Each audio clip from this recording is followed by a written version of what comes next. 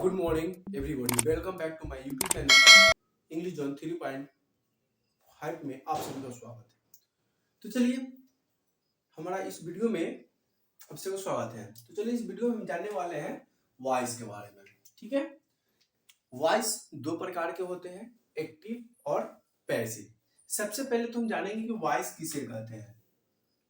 Voice का मतलब होता है आवाज। जब कोई आदमी काम करता है तो हर एक तरह का काम का आवाज अलग अलग होता है। तो उसी तरह से कोई भी सेंटेंस बोलते हैं तो सेंटेंस में भी क्या होता है, हमारा आवाज होता है।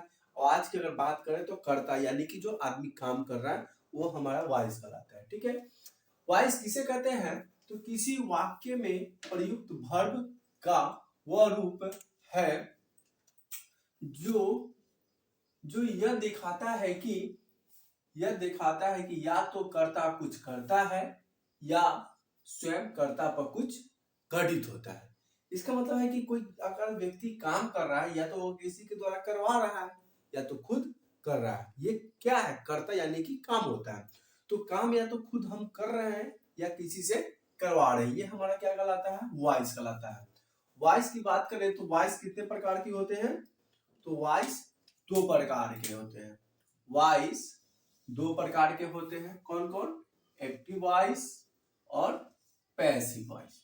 ठीक है, अब चलिए इस पे देखते हैं कि एक्टिव वॉइस किसे कहते हैं और पैसिव वॉइस किसे कहते हैं।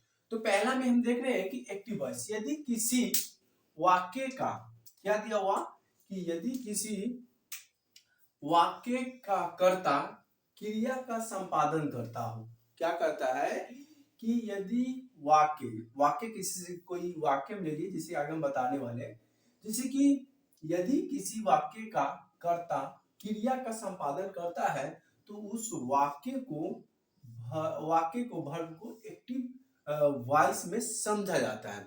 जैसे कि मैं पढ़ा रहा हूं, ठीक है, तो हम एक्टिव हैं, अभी पढ़ाने का काम कर रहे हैं। तो जब हम पढ़ा रहे हैं तो ये हमारा एक्टिव हो जाएगा। लेकिन हमारे द्वारा पढ़ाया जा रहा है या मेरे द्वारा आप पढ़ रहे हैं तो क्या कहलाया जाएगा, पैसिव कहलाया जाएगा। ठीक है, तो क्या करा एक्टिव वॉइस में, यदि किसी वाक्य का कर्ता क्रिया का संपादन करता हो तो उस वाक्य को क्या समझा जाएगा, उस वाक्य को वर्ब को एक्टिव वॉइस में समझा जाता है। चलिए अगला देखते हैं पैसिव वॉइस। पैसिव वॉइस किसे कहते हैं, तो कहा कि इस वाक्य पैसिव वॉइस, इस वाक्य का कर्ता क्या कर रहा है कि इस वाक्य का जो कर्ता है सक्रिय नहीं होता है।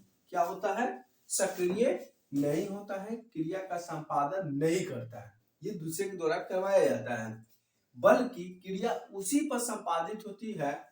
तो उस प्रयुक्त वर्ब को क्या कहते हैं, पैसिव वॉइस समझते हैं। जैसे क्या कहलाता है, पैसिव वॉइस कहलाएगा। ठीक है, अब जैसे कि एक एग्जांपल की सहायता से समझते हैं। अभी एग्जांपल की सहायता से, जैसे कि यहाँ पे लिखा हुआ है राम टीच।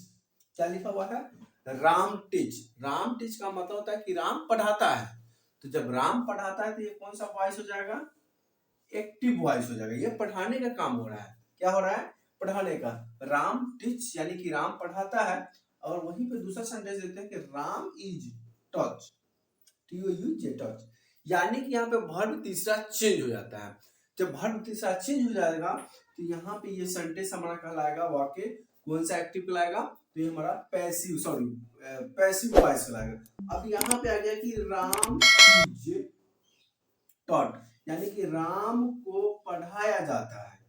पहले वाले सेंटेंस में है कि राम टीच, राम पढ़ता है, और राम इज टॉट यानी कि राम को पढ़ाया जाता है, वो तो सेंटेंस कहलाएगा पैसिव वॉइस कहलाएगा। तो चलिए, ये हमारा बेसिक था और इसके अगले वीडियो में हम जानेंगे कि प्रेजेंट इंडेफिनिट टेंस का एक्टिव से पैसिव कैसे बनाते हैं। अगर हमारे चैनल पर नए हैं तो प्लीज चैनल को सब्सक्राइब कर दीजिए, लाइक कीजिए, शेयर कीजिए, कमेंट कीजिए।